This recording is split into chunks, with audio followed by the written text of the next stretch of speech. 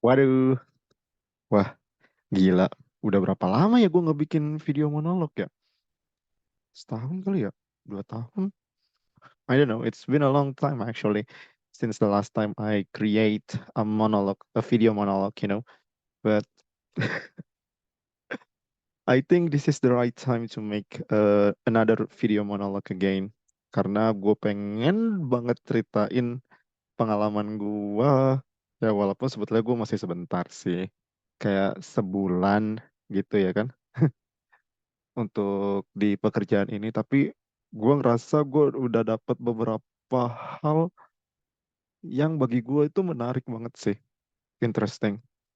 Dan karena ini dibuatnya dari Zoom dan gue cuma dibatasin 40 menit, I'm sure this video won't be so long then. So, yeah, I hope you guys enjoy if you're watching to this. Oke, gue mau mulai dari mana dulu ya jadi ojol? Ya, seperti yang gue udah ceritain juga sih di Instagram. Kalau misalnya gue kan dapat layoff dari pekerjaan gue sebelumnya, jadinya waktu itu gue sangat bingung, jujur. Kayak gue harus kerja di mana, gue harus kerja sebagai apa, ya kan? Terus ya sambil ngelamar-ngelamar di LinkedIn, di Jobstreet, dan di berbagai working platform lainnya, gue berusaha untuk akhirnya, gue kan ada motor, ya kan? Gue punya motor. Terus gue juga masih muda, so why not? I'm not joining into this kind of work. Kenapa gue selalu bilangnya this kind of work ya? Tapi sebagai ojol maksud gue. Dan sebagai ojol, akhirnya pengalaman gue dimulai akhirnya di awal Mei tahun 2023. Berarti emang baru sebulan ya kan sebetulnya. Sekarang bulan Juni, tanggal 15. Gue ngerekam ini di tanggal 15 Juni, by the way. Dan selama sebulan ini, dari awal pendaftaran yang jauh ya, kantor gue di mana gue dapat akhirnya ini jaket, helm dan sebagainya, pengaktifasiannya juga itu di Pasar Rebo ya kalau nggak salah. Gue nama daerahnya lupa, pokoknya di Pasar Rebo di Jalan Raya Jakarta Bogor. Gue ke sana, gue ada pagi-pagi dan ngantrinya banyak banget. Gue dateng di tempatnya itu nyampe jam setengah 7 kalau nggak salah. Setengah 7 pagi gue berangkat habis subuh soalnya. Dan itu udah rame banget. Padahal jam resminya baru dimulai itu jam 9. Dan akhirnya gue beruntung sih. Gue beruntung akhirnya karena gue datangnya bisa lebih cepat. Dan ya gue nggak terlalu ngantri lagi. Dan singkat cerita akhirnya gue masuk. Terus habis itu dinunggu. Terus pengaktifasian. Ditanya segala macam. Dan akhirnya lolos. Alhamdulillah.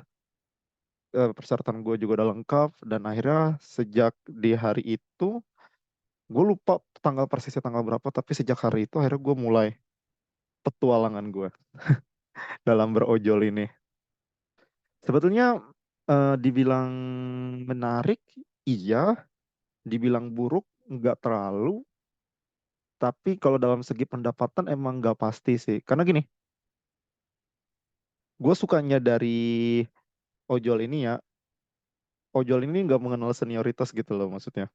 Maksudnya gue bisa dengan bebas gitu nongkrong di tempat mana aja gitu. Dan sejauh ini yang gue temuin semuanya baik sama gue. Nggak kenal kayak, lu anak baru nih, lu junior nih, lu baru sebulan dan sebagainya. Tapi enggak, gue nggak nemuin hal seperti itu. Semuanya welcome gue, semuanya ngajak ngobrol, bahkan ditawarin rokok, walaupun gue nggak ngerokok sebetulnya. Terus semuanya sih baik, baik bener deh. Kayak gue kira tuh soalnya karena gue anak baru ya kan. Nah, anjir anak kencur gue siapa sih? Dan ternyata alhamdulillah semuanya tuh nerima, semuanya tuh emang bener sih ya kalau ojol tuh solidaritasnya tuh tinggi banget.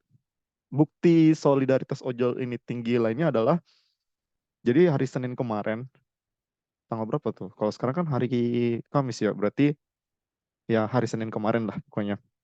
Gue tuh ditabrak mobil waktu pas nganter ibu gue pagi-pagi tuh mau ke stasiun. Gue ditabrak mobil, terus gue jatuh ya kan, motor gue yang bagian belakang rusak parah, terus habis itu gue cedera juga ya kan istilahnya, dan baru hari ini sebetulnya gue narik lagi, tapi gue langsung ditolongin gitu loh sama beberapa abang ojol, dan ada satu abang ojol nih namanya Bang Putra, baik banget sumpah.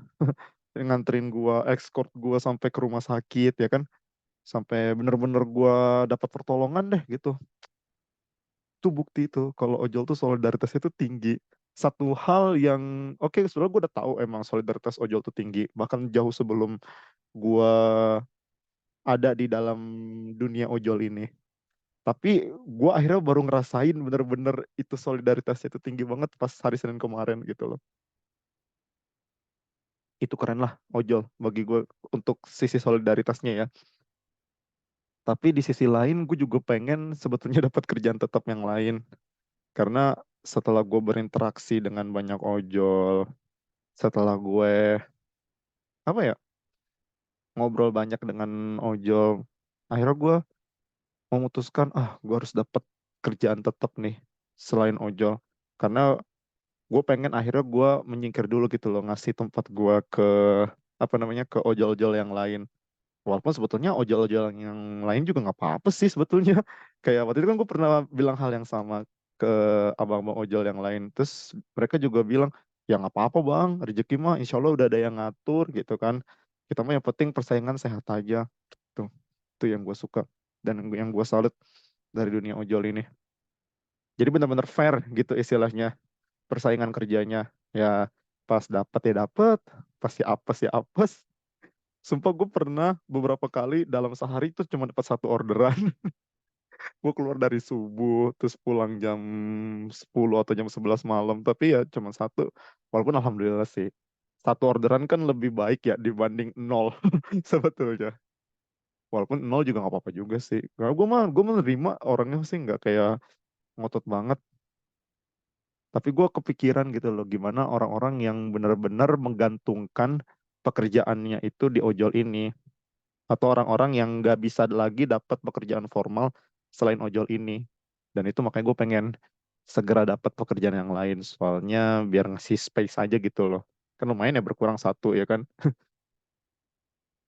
Terus apa lagi ya? Apa yang gue ceritain? Kalau pas bawa penumpang sebetulnya seru sih, relatif seru. Dan yang paling seru, oh iya, nih, gue dapat gue dapat akhirnya gue bisa dapat kenalan, saling connect di LinkedIn gara-gara gara-gara gue dianggap apa ya, seru gitu bawa penumpang gitu loh. Jadi nggak gini-gini, kan gue bawa penumpang nih, terus habis itu ya udah kita ngobrol ya kan, biasa gue ngajakin ngobrol di mana, terus mau kemana ya standar lah, mau kemana mbak, mau kemana mas gitu ya kan. Oh ada kesibukan apa gitu. Tapi pas dia nanya gue ini kerjanya sebagai apa selain ojol, ya gue jawab aja ya kan. Terus gue jawab latar belakang gue kayak gimana, terus dia tertarik gitu loh sama latar belakang gue. Karena kan latar belakang gue kan soalnya guru ya kan, gue ngajar gitu kan. Terus dia kayak tertarik, oh kok bisa sih mas jadi ojol terus sebagainya dan sebagainya. Dan gara-gara cerita itu, gara-gara obrolan kami ini, akhirnya dia tertarik gitu loh buat connect gue di LinkedIn dan ngebantu gue gitu loh kalau misalnya nanti ada lowongan pekerjaan dari tempatnya dia gitu mau dikasih ke gue. Sumpah sih itu menarik sih, dapat connect LinkedIn dari penumpang. Sumpah-sumpah. Dan apalagi ya, yang gue dapet tuh kalau misalnya bawa penumpang tuh, ya jangan, oh ya, gue dapet akhirnya kalau mau ngajak ngobrol itu tunggu si penumpangnya ngajak ngobrol duluan sih. Karena gue pernah ngajak kayak sosok gini mana gitu, sosok SKSD, tapi tanpa memperhatikan kondisi si penumpangnya. Karena gue cuma dibawa sekenanya aja udah kayak ya, heeh, heeh, gitu-gitu doang. Jadi gue kayak awkward sendiri gitu loh pas ngebawa. Ya, nggak seru gitu. Makanya gue sekarang menerapkan kalau misalnya gue diajak ngobrol duluan, baru gue ngobrol gitu loh. Kalau ternyata penumpangnya nggak mau ngajak ngobrol ya udah. Karena kan fokus gue kan sebetulnya kan cuman mengantarkan si penumpang ini dengan selamat sampai tujuan ya kan. Terus Oh iya, ada juga gue waktu itu, bukan waktu itu sih, beberapa hari terakhir, beberapa waktu terakhir ke belakang ya, gue tuh dapat orderan makanan, food. Tapi yang order gue ini nggak bisa bahasa Indonesia sama sekali. Jadi gini, gue kan sering ya nongkrong di McDonald's di daerah Lipo Karawaci. Terus dari situ juga akhirnya gue dapet ya kan orderan ke ke tempat mana ya kan. Terus ada nih suatu tempat, namanya tuh apa namanya, namanya Korea banget gitu loh istilahnya. Terus gue pikir, oh ini orang Korea apakah? Tapi, oh dia bisa bahasa Indonesia nggak ya? Gitu, yang di pikiran gue. Ya udah gue chat tuh ya kan, ya tolong mohon ditunggu pesanannya, terima kasih. Terus tapi nggak dibales tuh. Tapi ya udahlah, gue pikir ya udah emang dia nggak suka ngebales kali ya kan. Ya udah tuh, gue ambil orderan McDonald's-nya, terus gue pergi ke tempatnya dia, dan abis itu udah nyampe kan di tempatnya dia. Terus gue chat tuh, halo saya sudah sampai di tujuan, terima kasih. Terus gue tunggu, ada kali 5 sampai 10 menit, terus akhirnya gue telepon tuh kan, dia telepon akhirnya nyambung ya kan. Oh hello hello hello, dia bilang kayak gitu ya kan. Oh ya, terus gue bilang kayak gini, maaf Pak, saya sudah sampai di tujuan. Oh, what? I'm sorry, I cannot speak Indonesian. Like, ternyata alasannya dia nggak ngebales chat gue dan nggak ngerespon chat gue itu karena dia simply nggak bisa bahasa Indonesia. Dan gue ajak ngechatnya tuh pakai bahasa Indonesia. Terus habis itu ya udah, karena untungnya gue bisa ya bahasa Inggris walaupun pas-pasan gitu kan. Ya udah gue bilang, oh ya, okay, it's okay, I can understand it. But the order has arrived. I'm already arrived like 5 until 10 minutes ago. Aku bilang gitu kan. Terus dia bilang, oh ya ya ya, I'm sorry, I'm sorry. Terus habis itu udah tuh dia nyamperin gue. Gak lama kemudian dia nyamperin gue. Dia nyamperin. Terus dia kayak minta maaf gitu. Oh my God, I'm so sorry. I'm sorry because I cannot speak Indonesian and then you chat me with Indonesian language so I cannot reply. Terus aku bilang kan, oh it's okay, it doesn't matter. At least at least the order has safely arrived. Gue bilang gitu kan. Terus dia bilang kayak gini, oh my God, I'm so happy to find a driver like finally who can speak English. Dia seneng gitu. Akhirnya dapat apa namanya, abang ojol yang bisa gitu ngomong bahasa Inggris. Walaupun sebetulnya gue juga bahasa Inggrisnya juga belepotan juga sih, tapi ya gue coba haha, gue ngeresponnya juga alright, oke oke. Dan 2 kali ya gue dapat orang yang nggak bisa ngomong bahasa Indonesia orderannya, tapi semuanya sih orderan makanan ya untungnya. Kalau gue dapat orderan penumpang gue belum tahu deh gimana responnya ya kan sepanjang jalan. Ya tapi serunya itu sih. Tapi sisi lainnya dari ojol ini gue akhirnya ngeliat gitu loh, benar-benar perjuangan orang, bukan perjuangan orang, perjuangan kami para ojol ini gitu. Ada yang gue tanya seharian keluar tapi belum dapat orderan. Ada yang orderannya itu nggak manusiawi gitu loh. Kayak misalnya dapat orderan barang tapi barangnya ini melebihi kapasitas gitu loh. Terus dapat orderan dengan tarif yang gak fair. Terus juga dapat orderan fiktif. Gue sih belum pernah ya, dan insya Allah jangan sampai gue dapat orderan fiktif gitu kan.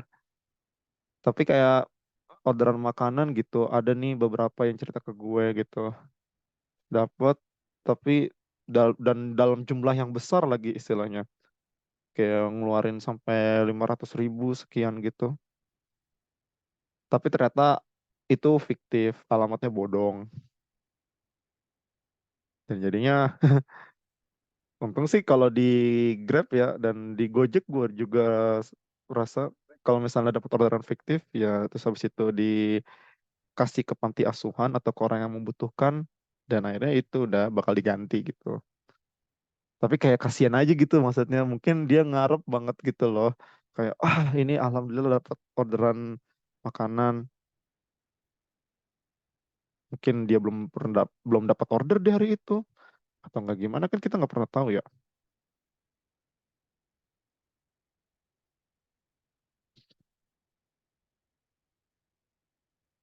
Terus juga gue sering lihat juga banyak yang lagi tidur gitu istilahnya di pinggiran jalan gitu, di samping motornya.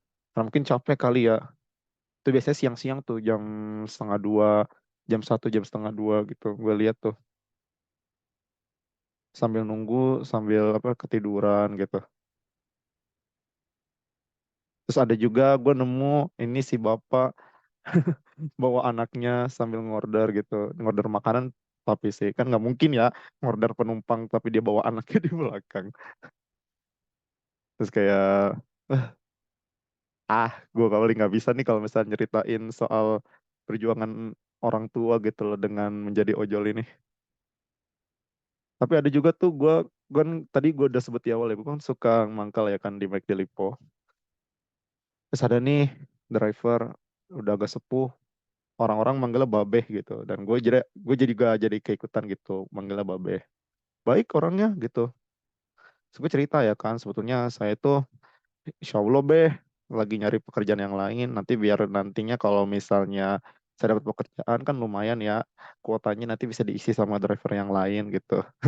Terus walaupun dia bilang, nggak apa-apa, kita mah kerja mah insya Allah mah saling bersaing sehat aja. Dan itu gue setuju sih, bersaing dengan sehat, bersaing dengan fair. Itu yang gue suka, mantep. Dan baiknya si Babeh ini pernah nih satu hari ya kan, gue cerita ke Babeh ya kan, aduh Beh, belum dapat orderan nih saya nih. Istilahnya, ya udah, tapi sambil ngobrol ya kan, ya udah sabarin aja. Nah, ada tuh istilahnya pas lagi nunggu gitu di luar McD itu, ada bapak-bapak bilang, Pak, ada yang mau bawa saya nggak ke rumah sakit Siloam? Rumah sakit Siloam tuh nggak jauh sih dari McD ini. Tapi saya nggak punya aplikasinya, saya mau order langsung aja. Terus bisa-bisa gitu istilahnya ya kan. Kami jawab akhirnya bisa-bisa. Nah, harusnya tuh orderannya buat si Babe sih sebetulnya. Karena sebetulnya si bapak itu ngomongnya tuh ke Babe, bukan ke gue. Tapi karena gue tadi cerita gue belum dapat order, si Babe malah ngasih orderannya ke gue gitu. Udah nih, lu bawa aja nih, kata si Babe gitu. Lumayan tuh kan rezeki. Terus gue bilang dong, gak usah Be, ini kan buat Babe aja, kan Babe yang diminta. Udah bawa aja. Udahlah, insya Allah mah ntar rezeki dapat lagi. Sumpah gak tuh. Ini ada orderan nih istilahnya. Harusnya kan tuh buat si Babeh ya kan yang dapat. Tapi malah dikasih ke gue. Baik banget sumpah.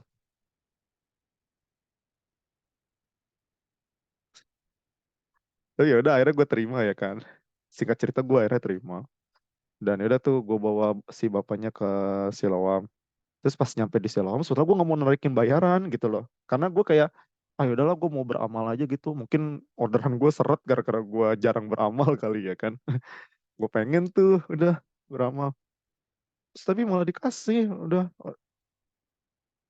ini dikasih tarifnya. Dia nolak buat nggak dibayar gitu. Dia nolak buat nggak bayar gitu istilahnya. Terus dikasihnya dengan jumlah yang lumayan besar lagi. Karena emang dari awal gue nggak nerapin tarif ya kan. Karena emang gue niatnya ya udah, gue cuma mau nganterin aja gitu, gratis aja gitu. Toh lagian juga deket, nggak jauh juga. Karena gue kepikiran gitu loh. Yang ngorder ini bapak-bapak udah agak tua juga gitu. Bukan udah agak tua sih, emang udah tua sebetulnya. Udah ubanan gitu. Gue jadi keinget kalau misalnya gue punya kakek gitu, punya nenek ya kan. Kalau misalnya butuh tumpangan, butuh apa ya kan, memang sepatutnya nolong aja gitu. Gue pengennya cuma gitu doang sebetulnya. Tapi malah dikasih dan jumlahnya tuh gede bagi gue gitu loh. Untuk orderan sedekat itu ya, maksudnya dari jarak McD Lipo ke rumah sakit Siloam, bagi yang tahu ya kan, itu kan deket ya kan istilahnya. Kayak nggak nyampe 2 kilo juga nggak nyampe gitu loh maksudnya. Tapi dikasihnya dalam jumlah yang sangat besar gitu. Aduh ya Allah, alhamdulillah gue bersyukur ya kan. Akhirnya gue singkat cerita, gue bilang makasih, makasih banget itu. Habis itu udah tuh, gue balik lagi ke Lipo, ke McD Lipo. Terus gue nyamperin babe, gue kasih deh itu setengahnya yang tadi gue dapat dari hasil orderan yang tadi.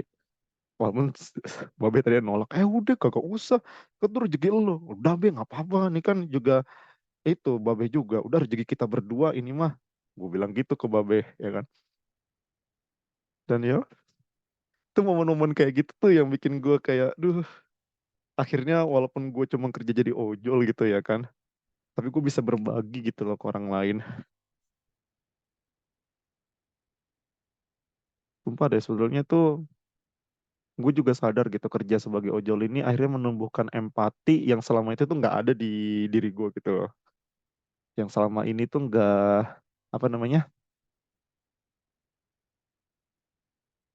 nggak muncul gitu di diri gue. Dan bahkan gue nggak sadar kalau gue punya sisi ini gitu dalam diri gue.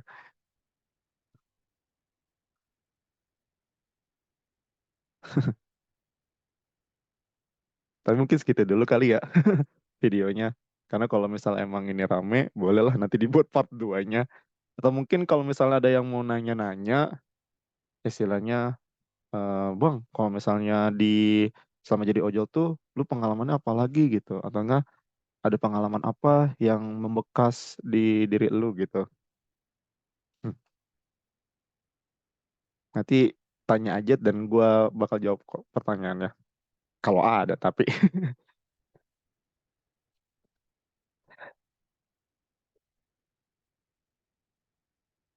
Oh iya, terus gue juga nggak suka, tambahan tambahan dikit. Terus gue juga nggak suka sih, eh kalau dibilang, oh kerja jadi ojol tuh berarti ya, yang kerja jadi ojol tuh berarti cuma pemalas aja, yang sebetulnya nggak mau berusaha nyari kerja yang lain gitu. Karena gue dapet gitu omongan-omongan kayak gitu. Dan gue totally nggak setuju sih. Sebelum jadi ojol pun gue juga bahkan nggak setuju sama pendapat ini gitu. Dan apalagi sekarang gue jadi ojol ya kan.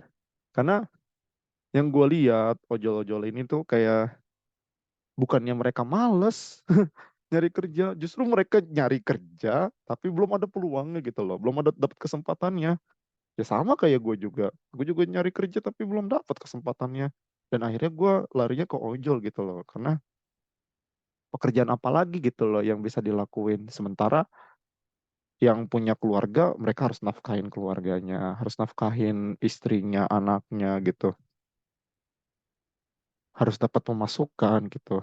Tapi belum ada lapangan pekerjaan yang memadai gitu.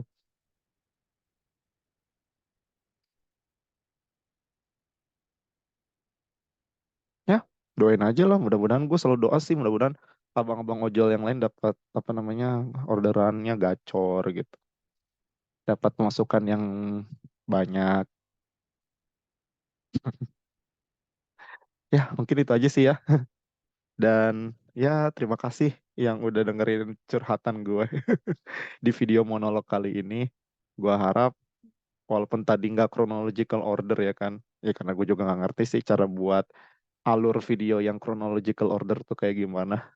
Tapi gue harap yang dengar atau yang nonton juga dapat sesuatu ya dari curhatan gue ini. Dan kalau misalnya mau ngasih tip, ngasih aja gitu. Karena percaya atau enggak, 1.000, 2.000 tip yang lu kasih itu berapapun tuh emang benar-benar jadi semangat gitu. Karena gue saksinya gitu loh. Gue kayak dapat tip gitu, walaupun ya alhamdulillah sih cuma 1.000, 2.000, tapi kayak, alhamdulillah seneng banget gitu.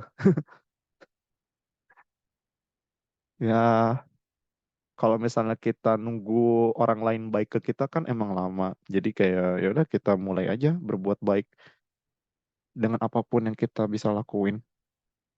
Oke, mantap. Wih, gila. Quotes. Salam satu aspal juga ya buat abang-abang ojol. Mungkin yang nonton video ini juga, semangat terus buat kita. Terus kalau misalnya nanya kenapa nih jaket kan aslinya kenapa gue buat jadi rompi, itu di part 2. Kalaupun ada yang mau nanyain. Oke, thank you semuanya ya yang udah nonton. And see you on the next Madiski Ngobrol's episode. And I have to be more frequent actually to make videos. But okay, see you. Bye.